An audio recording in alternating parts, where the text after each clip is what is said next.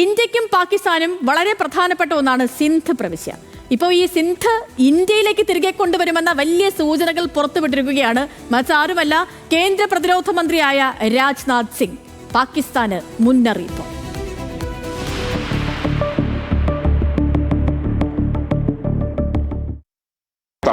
कल को सिंध भारत में फिर से वापस आ गया।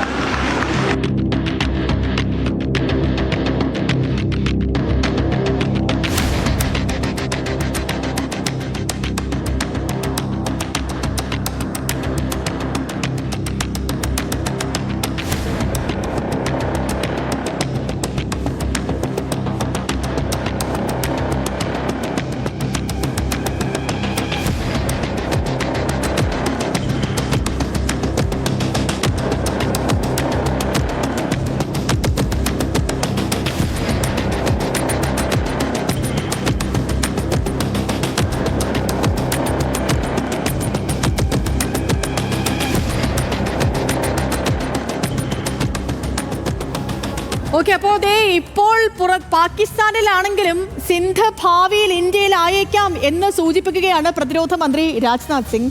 സിന്ധ് വിഭാഗക്കാരുടെ ഒരു ചടങ്ങിൽ പങ്കെടുക്കവെയാണ് രാജ്നാഥ് സിംഗ് ഈ ഒരു പുതിയ വെളിപ്പെടുത്തൽ നടത്തിയത്. അതിർത്തികൾ മാറാമെന്നും നാളെ സിന്ധ് ഒരുപക്ഷെ ഇന്ത്യയുടെ ഭാഗമായേക്കാം എന്നും പ്രതിരോധ മന്ത്രി പറയുകയാണ്. അദ്ദേഹത്തിന്റെ വാക്കുകൾ. सिंध हमेशा भारत का हिस्सा रहेगा और जहां तक जमीन की बात है तो बॉर्डर्स तो बदल सकते हैं, क्या पता कल को सिंध भारत में फिर से वापस आ जाए. അപ്പോൾ നോക്കൂ പ്രിയപ്പെട്ട പ്രേക്ഷകരെ, സിന്ധ് പ്രവിശ്യ ഇപ്പോൾ പാകിസ്ഥാന്റെ ഭാഗമാണ് എങ്കിലും ഇന്ത്യക്ക് ചരിത്രപരമായും സാംസ്കാരികപരമായും ഒക്കെ വലിയ പ്രാധാന്യമുള്ള പ്രദേശമാണ് സിന്ധ്. അപ്പോൾ അതിന്റെ പ്രധാനപ്പെട്ട കാരണങ്ങളിലേക്കാണ് ഇന്ന് ഹൈ ഫൈവ് പോകുന്നത്. അതിൽ ആദ്യത്തേത് ഈ സിന്ധ് സംസ്കാരം തന്നെയാണ്. അതായത് ഇന്ത്യൻ സംസ്കാരത്തിന്റെ അടിസ്ഥാനമാണ് സിന്ധ് സംസ്കാരം എന്ന് പറഞ്ഞാലും അതിൽ തെറ്റില്ല. കാരണം ലോകത്തെ ഏറ്റവും പുരാതനമായ സിന്ധു നദീതട സംസ്കാരത്തിന്റെ ഇൻഡസ് വാലി സിവിലൈസേഷന്റെ കേന്ദ്രങ്ങളിൽ ഒന്നായിരുന്നു ഈ സിന്ധ് എന്ന് പറയുന്നത്. മതപരമായ പ്രാധാന്യമുണ്ട് ഇതിന്. കാരണം ഹിന്ദു മതത്തിന്റെ നിരവധി ആചാരങ്ങളും തത്വങ്ങളും ഒക്കെ ഈ സിന്ധ് മേഖലയിലാണ് വികസിക്കുന്നത്. മാത്രമല്ല, ഇന്ത്യയുടെ വിഭജനവുമായി ഇതിന് വലിയ ബന്ധമുണ്ട്. കാരണം 1947 വിഭജന സമയത്ത് വലിയൊരു സിന്ധ് ഹിന്ദു സമൂഹം ഇന്ത്യയിലേക്ക് കുടിയേറിയിരുന്നു.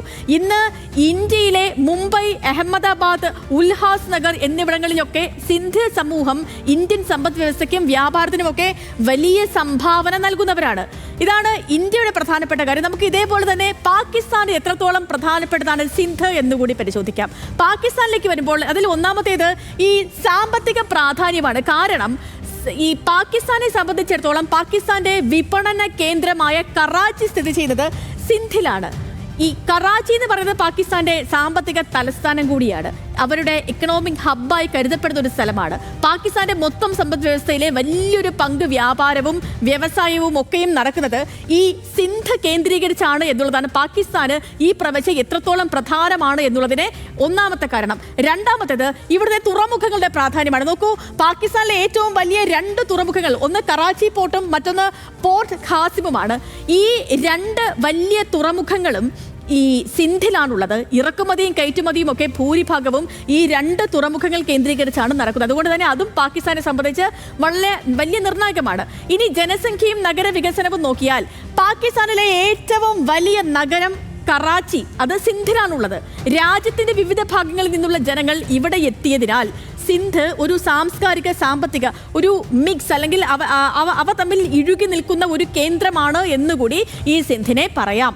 ഇനി തീർന്നിട്ടില്ല, അടുത്തത് കൃഷിയും ജലവിതരണവുമാണ്. നോക്കൂ, സിന്ധ് അതായത് സിന്ധു നദിയുടെ പ്രധാനപ്പെട്ട പാതയിലാണ്, ഈ സിന്ധു നദി ഒഴുകുന്ന പാതയിലാണ് സിന്ധ് സ്ഥിതി ചെയ്യുന്നത് എന്നുള്ളതാണ്.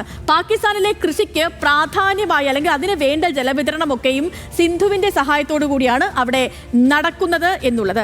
ഇനി ചരിത്ര അല്ലെങ്കിൽ സാംസ്കാരിക പ്രാധാന്യങ്ങൾ പരിശോധിച്ചാൽ നമുക്കറിയാവുന്ന പോലെ പ്രാചീന നാഗരികൾ, അതായത് മോഹൻ ജദാരോ പോലുള്ള പുരാതന സിന്ധു നദീതട സംസ്കാരത്തിന്റെ കേന്ദ്രങ്ങളൊക്കെയും ഇവിടെയാണ് സ്ഥിതി ചെയ്യുന്നത്. പാകിസ്ഥാന്റെ ഈ സിന്ധ് സംസ്കാരം അത് അത് പാകിസ്ഥാന്റെ സാംസ്കാരിക വൈവിധ്യത്തിന്റെ ഒരു പ്രധാന ഘടകം കൂടിയാണ്. അപ്പോൾ ചുരുക്കത്തിൽ ഇന്ത്യക്കും പാകിസ്ഥാനും ഏറെ പ്രധാനപ്പെട്ടതാണ് ഈ പ്രവിശ്യ എന്നാണ് പറഞ്ഞു വരുന്നത്. ഇനി മറ്റൊരു കാര്യം കൂടി നമ്മൾ പരിശോധിച്ചാൽ നോക്കൂ, വ്യാപാരവും സമ്പദ് വ്യവസ്ഥയും പരിശോധിച്ചാൽ ചരിത്രപരമായി ഈ സിന്ധ് പ്രദേശം അത് സിൽക്ക് റൂട്ടിന്റെ ഭാഗമായിരുന്നു. എന്താണ് സിൽക്ക് റൂട്ട്? ഇന്ത്യയും പാശ്ചാത്യ ലോകവും തമ്മിലുള്ള വ്യാപാരത്തിന്റെ ഒരു പ്രധാനപ്പെട്ട മേഖല അല്ലെ, അതായിരുന്നു സിൽക്ക് റൂട്ട് എന്ന് പറയുന്നത്. അതിന്റെ ഒരു കവാടമായിരുന്നു ഈ പ്രദേശം. ഭാഷ സാഹിത്യ പ്രാധാന്യം നമ്മൾ പരിശോധിച്ചാൽ സിന്ധി ഭാഷ അത് ഇന്ത്യയിലെ തന്നെ 8ാം ഷെഡ്യൂളിൽ ഉൾപ്പെടുത്തിയിട്ടുള്ള ഔദ്യോഗിക ഭാഷകളിൽ ഒന്നാണ്. അതായത് ഇന്ന് രാഷ്ട്രീയപരമായി ഇന്ത്യക്ക് സിന്ധിനുമായി നേരിട്ട് ബന്ധമൊന്നുമില്ലെങ്കിലും ഇന്ത്യയുടെ ചരിത്രവും സംസ്കാരവും ജനസമൂഹവും ഒക്കെ രൂപപ്പെടാൻ സിന്ധ് നൽകിയ സംഭാവന വളരെ വലുതാണ് എന്ന് മനസ്സിലാകും. ഇനി പ്രതിരോധ മന്ത്രി രാജ്നാഥ് സിംഗ് പറഞ്ഞതുപോലെ സിന്ധ് ഇന്ത്യ തിരികെ പിടിക്കുമോ എന്ന് ചോദിച്ചാൽ 1-2 സാധ്യതകൾ പരിശോധിക്കാം. സാധ്യതകൾ മാത്രമാണ്. ഒന്നാമത്തേത്, സിന്ധ് നിലവിൽ പാകിസ്ഥാന്റെ ഒരു ഔദ്യോഗിക ഭാഗമാണ് എന്നുള്ളതാണ്. കൃത്യമായി പറഞ്ഞാൽ 1947 വിഭജനത്തിനു ശേഷം സിന്ധ് പൂർണ്ണമായും പാകിസ്ഥാനിൽ ചേർന്ന് കഴിഞ്ഞു. അന്താരാഷ്ട്ര നിയമപ്രകാരം ഇത് മാറണമെങ്കിൽ യുദ്ധമോ അതല്ലെങ്കിൽ വലിയ രാഷ്ട്രീയ തർക്കമോ ഒന്നും കൂടാതെ സാധിക്കുകയില്ല എന്നുള്ളതാണ് ഒന്ന്. മറ്റൊന്ന്, ഇന്ത്യയും പാകിസ്ഥാനും രണ്ടുപേരും ആണവായുധ രാജ്യങ്ങളാണ്. രണ്ടുപേരുടെ കയ്യിലും നിറയെ അണുവായുധങ്ങളുണ്ട്. അപ്പോൾ ഈ 2 രാജ്യങ്ങളും ഏതെങ്കിലും ഒരു ഭാഗം പിടിച്ചെടുക്കുക എന്ന് പറയുന്നത് അസാധ്യം എന്നതുപോലെ തന്നെ അപകടകരം കൂടിയാണ്. കാരണം രണ്ടുപേരും അണുവായുധങ്ങൾ കൈവശം വച്ചിരിക്കുന്ന രാജ്യങ്ങളാണ് എന്നുള്ളത്. ഇനി സിന്ധിലെ ജനങ്ങൾ ഇന്ത്യയോടൊപ്പം ചേർക്കണമെന്ന് ആവശ്യപ്പെടുന്ന ഒരു പ്രസ്ഥാനം അവിടെ ഇല്ല എന്നുള്ളതാണ് മറ്റൊരു കാര്യം. കാരണം അവിടെ ഉള്ളത് ചില സിന്ധി നാഷണലിസ്റ്റ് ഗ്രൂപ്പുകളാണ്. പക്ഷേ അവർ ആവശ്യപ്പെടുന്നത് അവർക്ക് പാകിസ്ഥാനിൽ നിന്നും വേർപിരിഞ്ഞ് ഒരു സ്വതന്ത്രമോ അല്ലെങ്കിൽ ഒരു സിന്ധു ദേശമോ വേണം. അങ്ങനെ ആവശ്യപ്പെടുന്ന കൂട്ടരാണ് അവർ. ഇന്ത്യയോട് ചേരണം എന്ന് ആവശ്യപ്പെടുന്ന ആൾക്കാരല്ല. അങ്ങനെ ഒരുപാട് കാര്യങ്ങൾ കൂടി ഇതിന് പിന്നിലുണ്ട്. അവസാനമായി പറയുകയാണെങ്കിൽ ഇപ്പോൾ അന്താരാഷ്ട്ര സമൂഹവും ഇത്തരം ഒരു മാറ്റത്തെ ഒരിക്കലും അംഗീകരിക്കില്ല എന്നുള്ളതാണ്. കാരണം ഒരു രാജ്യത്തിന്റെ പ്രദേശം മറ്റൊരു രാജ്യം തിരികെ പിടിക്കുക എന്നുള്ളത് ഈ കാലഘട്ടത്തിൽ അത് അന്താരാഷ്ട്ര നിയമങ്ങൾക്കും സമാധാന കരാറുകൾക്കും ഒക്കെയും വിരുദ്ധമാണ്. പിന്നെ നമുക്ക് ഈ വിഷയവുമായി ബന്ധപ്പെട്ടുള്ള കൂടുതൽ വിശകലനങ്ങളിലേക്ക് കൂടി പോകാം. കാരണം ഇപ്പോൾ പ്രതിരോധ മന്ത്രി രാജ്നാഥ് സിംഗ് പറഞ്ഞിരിക്കുന്ന ആ ഒരു സമയമുണ്ടല്ലോ, അത് എന്താണ്, എങ്ങനെയാണ് എന്നുള്ള കാര്യം രുചീഷ് വി രവീന്ദ്രൻ വളരെ കൃത്യമായി പറഞ്ഞു തരും. Rucheesh V Raveendran, good evening. ഇതിപ്പം രാഷ്ട്രീയപരമായി ഇന്ത്യക്ക് സിന്ധുമായി നേരിട്ട് ബന്ധമൊന്നുമില്ലെങ്കിലും നമ്മുടെ ചരിത്രവും സംസ്കാരവും ജനസമൂഹവും ഒക്കെയും രൂപപ്പെടാൻ സിന്ധ് നൽകിയ സംഭാവന വളരെ വലുതാണല്ലേ. ഇപ്പോൾ പാകിസ്ഥാന്റെ തന്ത്രപ്രധാനമായ ഒരിടം വേണ്ടി വന്നാൽ അത് ഇന്ത്യയുടെ ഭാഗമായേക്കാമെന്ന് ഈ രാജ്യത്തിന്റെ പ്രതിരോധ മന്ത്രി പറയുമ്പോൾ അതിൽ നിന്ന് നമ്മൾ മനസ്സിലാക്കേണ്ട കാര്യം എന്താണ്? അതൊന്ന്. മറ്റൊന്ന്, കഴിഞ്ഞ ദിവസങ്ങളിലെ പാകിസ്ഥാൻ പ്രധാനമന്ത്രി ഷഹബാസ് ഷെരീഫിന്റെയും ഖ്വാജ ആസിഫിന്റെയും ഒക്കെയും ഇന്ത്യ വിരുദ്ധ പ്രസ്താവനകൾ നിലനിൽക്കുന്ന ഒരു പശ്ചാത്തലം കൂടിയുണ്ട്. അപ്പോൾ ഈ ഒരു സാഹചര്യത്തിൽ രാജ്നാഥ് സിംഗിന്റെ ഈ വാക്കുകൾ എത്രത്തോളം പ്രധാനമാണ് രുചീഷ് വി രവീന്ദ്രൻ? സേതുലക്ഷ്മി രണ്ടാമത് പറഞ്ഞതാണ് ഈ ഒരു സാഹചര്യത്തിലേക്ക് എത്തിയത് എന്നതാണ് മനസ്സിലാക്കേണ്ടത്. കാരണം ഖ്വാജ ആസിഫ് പറഞ്ഞത്, ഒരാഴ്ച മുൻപ് അദ്ദേഹം പറഞ്ഞത് ഒരു യുദ്ധത്തിന്, നേരിട്ടുള്ള ഒരു യുദ്ധത്തിന് ഈ പാകിസ്ഥാൻ തയ്യാറാണ് എന്ന തരത്തിൽ ഒരു പ്രകോപനപരമായ പ്രസ്താവന അദ്ദേഹം നടത്തുകയുണ്ടായി. അതിന് ഒരു മറുപടി എന്ന തരത്തിൽ മാത്രം ഇപ്പോൾ രാജ്നാഥ് സിംഗ് നടത്തിയ ഒരു പ്രസ്താവനയെ കണ്ടാൽ മതി. അല്ലാതെ ഇന്ത്യ ഇപ്പോൾ ഒരു യുദ്ധത്തിന് തയ്യാറായി അവിടെ സിന്ധ് പിടിച്ചെടുക്കാൻ പോകുന്നു എന്ന അർത്ഥമൊന്നും ഇതിനില്ല. പക്ഷേ നമുക്കറിയാം സിന്ധ് എല്ലാ കാലത്തും, ഇതിനു മുൻപ് ഒരുപക്ഷെ 1947 മുൻപ് ഇതെല്ലാം ഇന്ത്യയുടെ ഭാഗമാകുന്ന ഒരു കാലത്ത് അവിടെ ഒരു ഹിന്ദു ഭൂരിപക്ഷ സ്ഥലം കൂടിയായിരുന്നു സിന്ധ്. അതുകൊണ്ട് സാംസ്കാരികപരമായും ഇന്ത്യക്ക് ഒരുപാട് പ്രത്യേകതകൾ ഉള്ള ഒരു സ്ഥലം തന്നെയാണ്. അതെന്തായാലും പിടിച്ചെടുക്കാൻ പോകുന്നു എന്ന അർത്ഥം മാത്രമല്ല അതുള്ളത്. പാകിസ്ഥാൻ പക്ഷേ പാകിസ്ഥാനിൽ നിലവിലുള്ള രാഷ്ട്രീയ പ്രതിസന്ധികൾ പലതുമുണ്ട്. ആ സാഹചര്യത്തിലൊക്കെ ഇന്ത്യക്ക് നേരെ ഇത്തരത്തിൽ ഒരു ആക്രമണ സ്വഭാവമുള്ള പ്രസ്താവനകൾ തുടർച്ചയായി അത് പ്രധാനമന്ത്രി ആകട്ടെ പ്രതിരോധ മന്ത്രി ഖ്വാജ ആസിഫ് ആകട്ടെ നടത്തിക്കൊണ്ടിരിക്കുന്നു. ആ പശ്ചാത്തലത്തിൽ ഒരു മറുപടി എന്ന തരത്തിൽ വേണം ഇതിനെ കാണാൻ.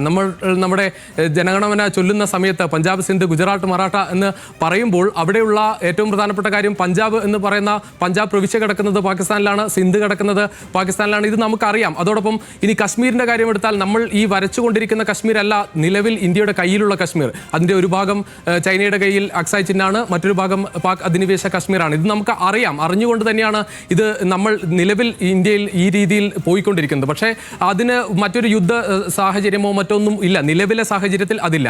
പക്ഷേ നമുക്കറിയാം ഓപ്പറേഷൻ സിന്ദൂറിന് ശേഷം ശേഷം നടക്കുന്ന തുടർച്ചയായ ഈ ഇന്ത്യ പാകിസ്ഥാൻ ഒരു വൈരം അവിടെ തന്നെ തുടരുന്നുണ്ട്. അത് തുടരാൻ വേണ്ടി പാകിസ്ഥാൻ തുടർച്ചയായി ചില പ്രസ്താവനകൾ നടത്തുന്നു. പ്രത്യേകിച്ച് പാകിസ്ഥാൻ ഉള്ളിലാണ് ശരിയായ പ്രശ്നങ്ങൾ നടക്കുന്നത്. അത് ഇന്ന് പോലും ഒരു വാർത്ത നമ്മൾ അല്പസമയം മുൻപ് കൊടുത്ത വാർത്ത പോലും പാകിസ്ഥാനിലെ സൈനിക കേന്ദ്രത്തിൽ ചാവേർ ആക്രമണം നടക്കുന്നു. ബലൂചിസ്ഥാൻ ലിബറേഷൻ ആർമി സംബന്ധിച്ച് അവിടെ പ്രശ്നങ്ങൾ നടക്കുന്നു. അഫ്ഗാനിസ്ഥാനുമായി പാകിസ്ഥാൻ അതിർത്തി പ്രശ്നങ്ങൾ നടത്തുന്നു. ഇന്ത്യയും പാകിസ്ഥാനും ഒരു യുദ്ധം ഉണ്ടാകുന്ന ഒരു സാഹചര്യത്തിൽ അഫ്ഗാനിസ്ഥാനിൽ നിന്ന് പോലും ആക്രമണം ഉണ്ടാകാം എന്ന തരത്തിൽ പാകിസ്ഥാൻ ഭയക്കുന്ന ഒരു സാഹചര്യം നിലവിൽ അന്താരാഷ്ട്ര സമൂഹത്തിലുണ്ട്. അതിൽ നിന്നൊരു ഡൈവേർട്ട് ചെയ്യാൻ വേണ്ടി നിരന്തരം പാകിസ്ഥാൻ ഈ പ്രസ്താവന നടത്തുമ്പോൾ പ്രതിരോധ മന്ത്രി അതിനൊരു ചുട്ട മറുപടി നൽകി എന്നത് മാത്രമാണ് ഈ സാഹചര്യം എന്ന് മനസ്സിലാക്കാം. അല്ലാതെ ഒരു യുദ്ധത്തിലേക്കോ ഒരു പിടിച്ചെടുക്കലിലേക്കോ പോകാനല്ല ഇന്ത്യ ആഗ്രഹിക്കുന്നത്. ഇന്ത്യ എല്ലാ കാലത്തും അത്തരത്തിൽ തന്നെയാണ് നിലപാടെടുത്തതും. ഒരു യുദ്ധത്തിലേക്ക് ഒരൊറ്റ കാര്യം കൂടി, ഇതിപ്പം ഈ ഇന്ത്യ എന്തെങ്കിലും മിണ്ടുന്നോ എന്ന് നോക്കിയിരിക്കുന്ന ഒരു രാജ്യമാണ് പാകിസ്ഥാൻ. പ്രത്യേകിച്ച് അവരുടെ സൈനിക മേധാവി ഇവിടെ എന്ത് പറഞ്ഞാലും അതിന് അപ്പോൾ തന്നെ മറുപടി പറയുന്ന ഒരാളാണ് അദ്ദേഹം. അതുപോലെ തന്നെ ഖ്വാജ ആസിഫ് അവരുടെ മന്ത്രി ഒക്കെയും അങ്ങനെയാണ്. അപ്പം ഇപ്പോൾ രാജ്നാഥ് സിംഗ് പറഞ്ഞ അനുസരിച്ച് സിന്ധ് ഒരു പക്ഷേ ഇന്ത്യയുടെ ഭാഗമായേക്കാം എന്ന് പറയുന്നതും അവിടെ കയ്യടികൾ ഉയരുന്നതും ആ വീഡിയോ വ്യാപകമായി ഇപ്പോൾ പ്രചരിക്കപ്പെടുന്നതും ഒക്കെയും ഉണ്ട്. അപ്പോൾ അതുകൊണ്ട് തന്നെ പാകിസ്ഥാന്റെ ഭാഗത്ത് നിന്നും ഒരു പ്രതികരണം ഈ വിഷയത്തിൽ ഉടനുണ്ടാകുമോ? വന്നിട്ടുണ്ട്. പാകിസ്ഥാൻ അല്പസമയം മുൻപ് അതിൽ ശക്തമായ പ്രതികരണം തന്നെ നടത്തിയിട്ടുണ്ട്. അത് പാകിസ്ഥാന്റെ ഔദ്യോഗികമായ പേജിൽ നിന്ന് തന്നെ വന്നിട്ടുണ്ട്. പാകിസ്ഥാൻ പറയുന്നത് ഈ അതിർത്തിയിൽ അസ്വാരസ്യങ്ങൾ ഉണ്ടാക്കുന്ന തരത്തിലുള്ള പ്രതികരണങ്ങളിലേക്ക് ഇന്ത്യയിലെ നേതാക്കൾ പോകരുത്. ഇത് ഹിന്ദുത്വ മനസ്സ് ഉള്ള നേതാക്കളുടെ ഭാഗത്ത് നിന്ന് വരുന്ന പ്രതികരണമാണ്. എന്തായാലും അത്തരം ഒരു പ്രതികരണങ്ങളിലേക്ക് പോകാതെ അവർ അവരുടെ ജനങ്ങൾക്ക് സുരക്ഷയൊരുക്കാൻ, പ്രത്യേകിച്ച് അവരുടെ ന്യൂനപക്ഷങ്ങൾക്ക് സുരക്ഷയൊരുക്കുകയാണ് വേണ്ടത് എന്ന പ്രതികരണമാണ് ഇപ്പോൾ പാകിസ്ഥാൻ നടത്തിയിരിക്കുന്നത്. എന്തായാലും കടുത്ത ഭാഷയിൽ തന്നെ ഇന്ത്യയെ വിമർശിക്കുകയാണ് പാകിസ്ഥാൻ. പക്ഷേ നമുക്കറിയാം, എന്തായാലും ഈ വിമർശനങ്ങൾ ഉള്ളപ്പോൾ തന്നെ പാകിസ്ഥാൻ ഈ അർത്ഥത്തിൽ ഇന്ത്യയുടെ നേതാക്കൾ ഇത്തരത്തിൽ വാക്കുകൾ സൂക്ഷിച്ച് ഉപയോഗിക്കണം എന്ന് പറയുമ്പോൾ തന്നെ പാകിസ്ഥാന്റെ നേതാക്കളാണ് തുടർച്ചയായി ഇത്തരത്തിൽ പ്രകോപന പ്രസ്താവനകൾ ആദ്യം നടത്തിയത് എന്ന് കൂടി എടുത്തു പറയണം. പ്രത്യേകിച്ച് ഒരു യുദ്ധത്തിലേക്ക് പോകാൻ, നേരിട്ടുള്ള യുദ്ധത്തിലേക്ക് പോകാൻ ഞങ്ങൾക്ക് മടിയില്ല എന്ന് പാകിസ്ഥാന്റെ പ്രതിരോധ മന്ത്രി തന്നെ പറഞ്ഞിട്ട് അധികം ദിവസങ്ങളായിട്ടില്ല എന്നത് കൂടി നമുക്ക് മുന്നിലുണ്ട്. ഓക്കെ, ക്ലിയർ ആണ് രജേഷ് രവീന്ദ്രൻ. ശരി, അപ്പോൾ കേന്ദ്ര പ്രതിരോധ മന്ത്രി രാജ്നാഥ് സിംഗ് സിന്ധ് പ്രവിശ്യയുമായി ബന്ധപ്പെട്ട് നടത്തിയ അദ്ദേഹത്തിന്റെ പ്രസ്താവന, അതിന് പാകിസ്ഥാൻ നൽകിയിരിക്കുന്ന മറുപടി, സിന്ധ് പ്രവിശ്യ നമ്മളെയും പാകിസ്ഥാനെ സംബന്ധിച്ച് എത്രത്തോളം പ്രധാനമാണ്, ഇതൊക്കെ പ്രേക്ഷകരിലേക്ക് എത്തിക്കുകയായിരുന്നു രജേഷ് രവീന്ദ്രൻ. ഇനിയിപ്പോൾ